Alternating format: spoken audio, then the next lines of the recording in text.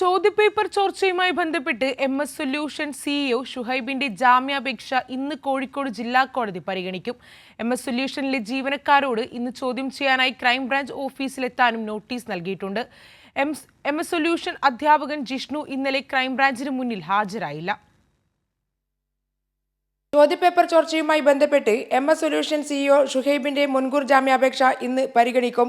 24-ാം തീയതി കേസ് പരിഗണിച്ച കോടതി ഇന്നത്തേക്ക് മാറ്റുകയായിരുന്നു. ക്രൈംബ്രാഞ്ച് FIR രജിസ്റ്റർ ചെയ്തതിനെ തുടർന്ന് ഒളിവിൽ പോയ ഷുഹൈബ് ചോദ്യം ചെയ്യലിനും ഹാജരായിട്ടില്ല. ഷുഹൈബിനായി അന്വേഷണ സംഘം ലുക്കൌട്ട് സർക്കുലറും പുറപ്പെടുവിച്ചിട്ടുണ്ട്. അതേസമയം കേസുമായി ബന്ധപ്പെട്ട് MS സൊല്യൂഷനിലെ അധ്യാപകരായ ജിഷ്ണുവിനും ഫഹദിനും നേരത്തെ ചോദ്യം ചെയ്യലിന് ഹാജരാകാൻ ആവശ്യപ്പെട്ട് ക്രൈംബ്രാഞ്ച് സംഘം നോട്ടീസ് നൽകിയെങ്കിലും അവർ ഹാജരായിരുന്നില്ല. തുടർന്ന് ജിഷ്ണുവിനോട് ഇന്നലെ ഹാജരാകാൻ നോട്ടീസ് നൽകി. ഇന്നലെയും ജിഷ്ണു ഹാജരായിട്ടില്ല. ഇന്നാണ് ഫഹദിനോട് ഹാജരാകാൻ ആവശ്യപ്പെട്ടിട്ടുള്ളത്.